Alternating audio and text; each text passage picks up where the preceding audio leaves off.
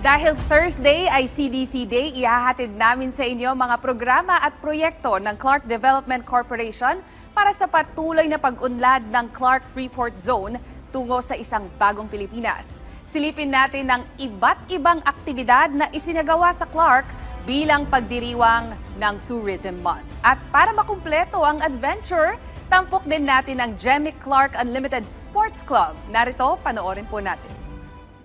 Sa katatapos na buwan ng Setyembre, matagumpay na isinagawa ng Clark Development Corporation ang mga aktibidad na nagbigay diin sa kahalagahan ng turismo sa kultura at ekonomiya ng Clark.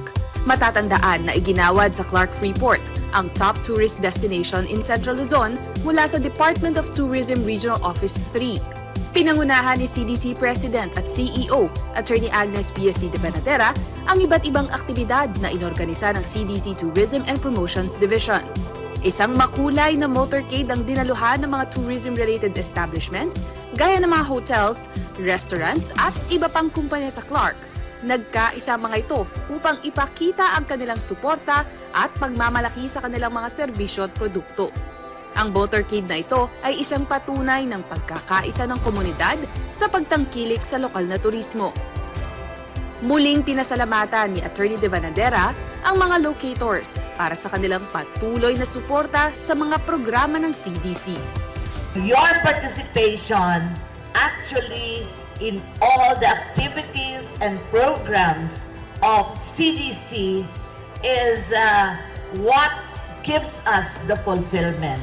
It is your participation, not just during the tourism month, but every day that we are here in Clark. And at this point in time, I would also like to reiterate the gratitude of Clark Development Corporation for your support to our MICECON in July. In fact, people say that the MICECON held last July in Clark is the best ever MICECON. Samantala, narito naman ang ilang mga highlights sa pagdiriwang ng Tourism Month sa Clark. Isa sa mga pangunahing tampok ay ang Clark Tourism Ride, kung saan higit sa mahigit 500 participants ang sumali sa makulay at makasaysayang 16-stop ride. Ang bawat hintuan ay nagbigay ng pagkakataon sa mga kalahok na tuklasin ang mga kilalang destinasyon at atraksyon ng Clark na nagpakita ng yaman ng kultura at kasaysayan ng lugar. 10, 9, 8, 7, 6, 5, 4, 3, 2, 1, go!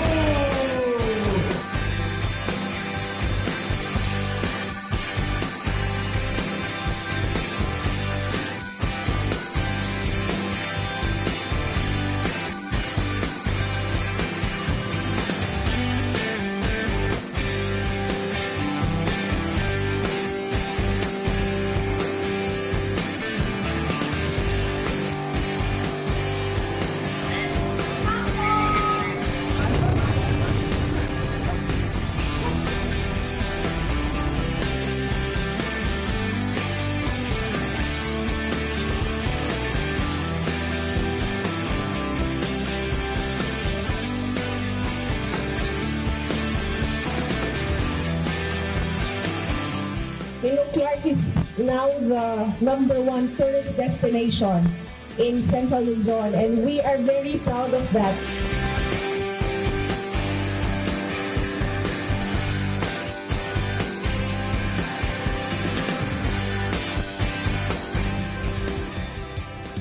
Samantala sa pagtatapos sa mga aktibidad bilang paghahanda para sa mga susunod na henerasyon ng tourism professionals sa Clark at sa karatig lugar, isang symposium ang isinagawa na nakatuon sa pagpapaigting ng safety and security sa Clark.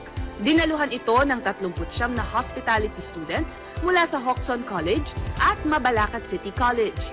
Dito kanilang natutunan ang mga pangunahing hakbang upang matiyak ang kaligtasan at kasiyahan ng mga turista. Sa mga kaganapang ito, binigyang diin ang mahalagang papel ng turismo sa pag-unlad ng Clark, na patuloy na umaakit ng mga bisita at mamumuhunan mula sa iba't ibang panig ng bansa. Para sa mga outdoor sports enthusiasts, hatid namin sa inyo ang walang katapusang saya at excitement para sa buong pamilya at barkada.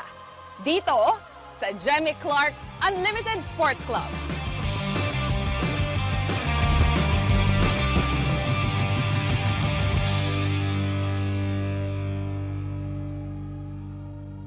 Ang Jemmy Clark Unlimited Sports Club ay isa sa mga pangunahing destinasyon sa Clark, lalo na para sa mga thrill at adventure seekers. Nag-o-offer ito ng mga iba't ibang sports activities na siguradong ma-e-enjoy ng lahat. Sa mga gustong subukan ang kanilang shooting skills, ang Jemmy Clark ay may marksmanship training sa kanilang firing range. Kasama ang mga eksperto, ligtas at kontrolado ang bawat training session. Kaya kung gusto ninyong subukan ang kakaibang thrill ng shooting, tiyak na dito mo matutunghayan ang aksyon.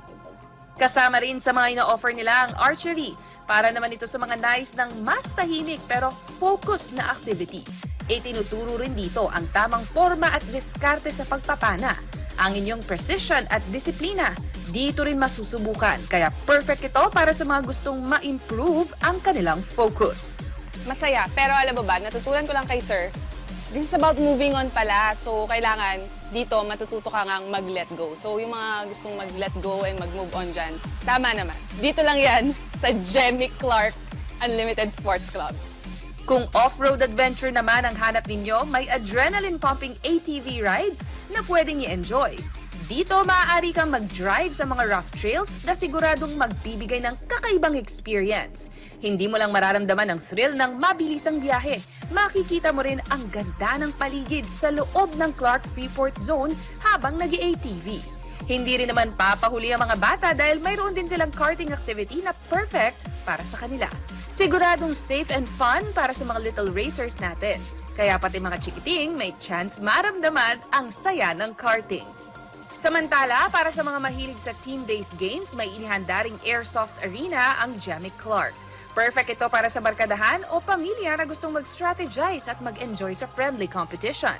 At huwag mag-alala dahil may mga safety gears na ibinibigay para sa inyong proteksyon habang naglalaro. Ligtas at masaya, kaya siguradong sulit ang bawat laban sa airsoft arena na ito. Ito ay ilan lamang sa mga pwedeng gawin sa Jemmy Clark Unlimited Sports Club. Maaari ring mag-conduct ng team building, human bump games at iba pang group activities sa kanilang malawak na lugar. Sa dami ng activities na hatid ng Jemmy Clark, siguradong bawat isa ay magkakaroon ng unforgettable experience. Mula sa firing range, archery, airsoft, ATV rides at karting. Kompleto na ang ultimate outdoor adventure dito sa Jemmy Clark. Kaya naman kung gusto ninyong subukan ng kakaibang experience, bisitahin sila sa Civil Aviation Complex, Prince Balagtas Avenue, Clark, Freeport Zone.